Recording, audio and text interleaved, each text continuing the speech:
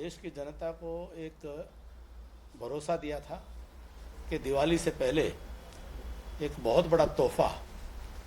वह देश की जनता को देने वाले हैं और एक बहुत बड़ा ऐतिहासिक निर्णय देश की अर्थव्यवस्था के लिए ही नहीं बल्कि हिंदुस्तान के प्रत्येक परिवार को सीधे तौर पर एक एक व्यक्ति को सीधे तौर पर राहत देने वाला क्रांतिकारी निर्णय कल जीएसटी काउंसिल के माध्यम से किए गए हैं। जो जीएसटी जब से देश में लगी है, जो अलग अलग स्लैब उस वक़्त की आवश्यकता के अनुसार बनाने पड़े थे, उन स्लैब को कम करते हुए और देश में एक सफल जीएसटी का प्रयोग आज अपनी परिणति पर पहुंचा है कि राज्यों को जीएसटी के लागू होने के बाद होने वाले संभावित नुकसान की पूर्ति के लिए जो केंद्र सरकार ने एक विश्वास दिया था कि राज्यों का नुकसान नहीं होने दिया जाएगा, केंद्र सरकार ने उस विश्वास को निभाया, जीएसटी को सफल बनाया, जीएसटी को सरल किया और आज वो स्लैब में भी बड़ा परिवर्तन करके मुख्य रूप से 2 स्लैब प्रणाली आज देश में लागू हुई और साथ ही साथ में जो कंपनसेशन सेस था उसको पूर्ण रूप से अब समाप्त किया गया। मैं समझता हूं कि जिस दिन जीएसटी लागू हुआ था उस दिन देश के अंदर एक क्रांतिकारी परिवर्तन देश की कर व्यवस्था में लागू किया गया था और आज उसके बाद ये एक ऐसा अवसर है कि इस क्रांतिकारी निर्णय से पूरे कर व्यवस्था को जहां एक तरफ सरल किया गया है और कर आम आदमी को राहत देने वाले उसमें बड़ी भारी कटौती की गई है, तो ये मोदी जी के एक जो उनका कुशल नेतृत्व है यह उसका प्रमाण है कि जब जीएसटी लागू किया जा रहा था, स्वर्गीय श्रीमान अरुण जेटली जी देश के वित्त मंत्री के नाते उस वक्त सारा मीडिया इस बात को लेकर के लिखता था कि दुनिया में जिस सरकार ने जीएसटी लागू किया 50 के करीब देशों में वह सरकार कभी दोबारा चुनकर नहीं आती थी। मोदी जी ने यह दुस्साहस किया कि देश के लिए जरूरी है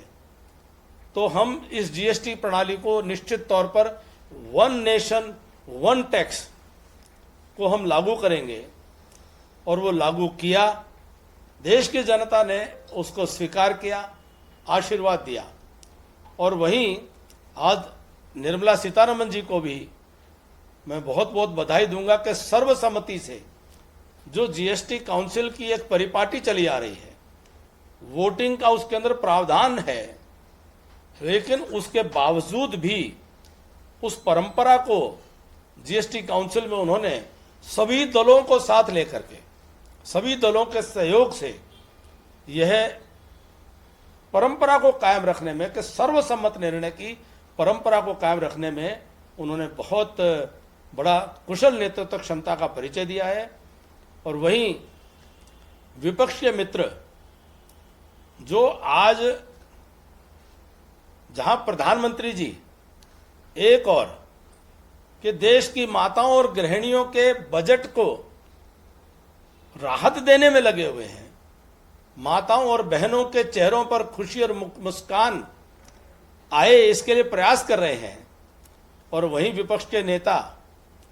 देश की माताओं के ऊपर अभद्र टिप्पणियां करके, भारत के प्रधानमंत्री जी की माता पर वह अभद्र टिप्पणी नहीं है, वो टिप्पणी देश की मातृशक्ति के ऊपर वो अभद्र टिप्पणी है कि इस गिरी हुई मानसिकता का समर्थन करने वाले लोग, ये देश में 2 धाराएं चल रही हैं। एक देश की माताएं बहनें गृहिणी उनके चेहरों पर खुशियां मुस्कान लाने वाली, और एक देश की माताओं के ऊपर अभद्र टिप्पणियां करने वाली, और देश की 140 करोड़ जनता इसको देख रही है। तो मैं मोदी जी का बहुत बहुत धन्यवाद करता हूं कि जीएसटी को आज अपने कर व्यवस्था को अपने चरम पर ला करके, और दुनिया अब भारत की जीएसटी की जो एक्सपेरिमेंट है इसको अध्ययन करने के लिए दुनिया के लोग अब भारत में आ रहे हैं, अर्थशास्त्री भारत में आ रहे हैं, कर व्यवस्था पर काम करने वाले लोग अलग अलग देशों के भारत में आ रहे हैं कि कितनी सुचारू, सुव्यवस्थित और कितने सहज तरीके से इतनी बड़ी कर व्यवस्था का परिवर्तन संपन्न किया गया है। इसके लिए बहुत बहुत मोदी जी को साधुवाद है। और निर्मला सीतारमण जी और सभी राज्यों के जो जीएसटी काउंसिल के सदस्यगण हैं, उनका मैं एक पूर्व सदस्य होने के नाते उनका बहुत बहुत आभार व्यक्त करता हूँ। सर, एक सवाल सकेगा, और बाजार में लिक्विडिटी का जो क्रंच बना हुआ था वो खत्म हो पाएगा? देखिए, पिछले साल भर से भारत में लिक्विडिटी का कोई संकट दिखाई नहीं देता है, बल्कि बैंकों के अंदर भी खूब अच्छी लिक्विडिटी है। और अच्छी लिक्विडिटी होना आमतौर पर महंगाई को बढ़ाने की संभावनाएं प्रस्तुत करता है, लेकिन भारत में महंगाई को भी नियंत्रण में रखना, यह देश के नीति निर्धारक जो टोली है, वह मोदी जी के नेतृत्व में जितनी तमाम संस्थाएं हैं, उन संस्थाओं का आपसी समन्वय इतना सुंदर रहा कि वो केंद्र सरकार हो, आरबीआई हो, अन्य संस्थाएं हों, कि उन्होंने जहां लिक्विडिटी को कांस्टेंट मेंटेन किया, लिक्विडिटी सप्लाई को, मनी सप्लाई को, और वहीं इन्फ्लेशन को कंट्रोल में रखा। और आरबीआई जो है लगातार रेपो रेट को कम करने में सफल हुआ, जबकि अमेरिका अभी भी संघर्ष कर रहा है कि उनके सरकार में संघर्ष चल रहा है कि वो जो उनकी फेडरल रेट है उसको किस तरह से कम करा जाए, वह आज भी संघर्ष में है। लेकिन भारत में कम भी किया गया,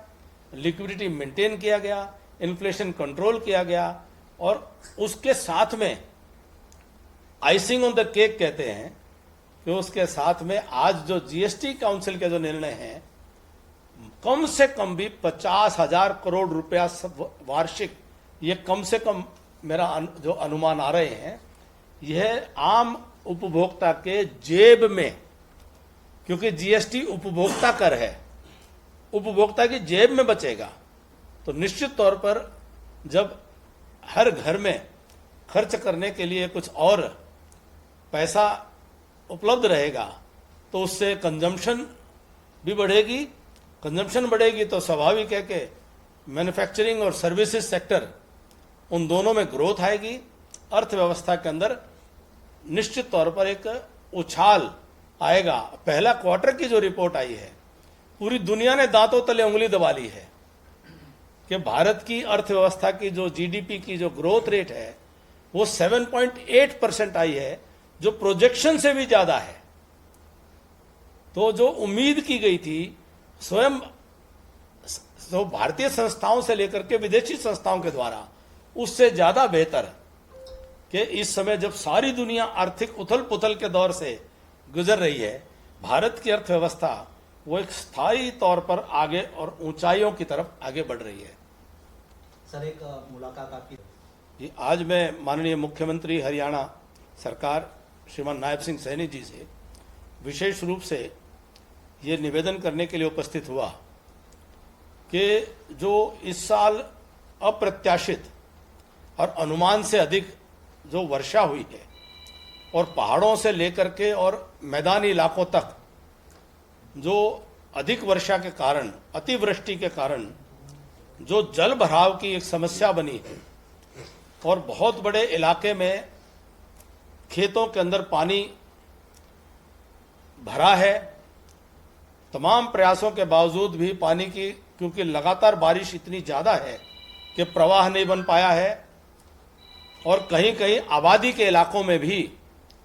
पानी भरा है। तो हमारे क्षेत्र के भी कई गांव की माननीय मुख्यमंत्री जी से मैंने इससे पहले 15 दिन पहले चंडीगढ़ में भी बैठकर चर्चा बातचीत की थी, और पूरा जो हमारा पानी का जो नेचुरल फ्लो है, उसमें जो लो लाइंग एरियाज हैं, जो निचले इलाके हैं, उनके अंदर पानी काफ़ी भरा हुआ है। तो माननीय मुख्यमंत्री जी से मैंने पुनः निवेदन किया कि अब इस समय हरियाणा प्रांत में जहाँ जहाँ जल की भराव की समस्या है, चाहे वो किसान हो चाहे वो आबादी हो, उनमें तुरंत राहत देने की आवश्यकता है। और माननीय मुख्यमंत्री जी ने इसका संज्ञान लेते हुए और उन्होंने बताया है कि वो 1-2 दिन में वो जलमग्न इलाकों का स्वयं निरीक्षण करेंगे, दौरा करेंगे और इसके लिए जो उचित होगा मुख्यमंत्री जी ने विश्वास दिलाया और हमें उन पर पूरा भरोसा है कि वो स्वयं किसान के बेटे हैं, वो किसान का दुख दर्द समझते हैं, वह गांव के लोगों की पीड़ा को भी समझते हैं। तो वह जो शहरों के अंदर भी जो जल भराव की दिक्कत है, उनको आम नागरिक की नब्ज को जो पीड़ा है, उसको तकलीफ है, उसको समझने वाले हमारे मुख्यमंत्री जी,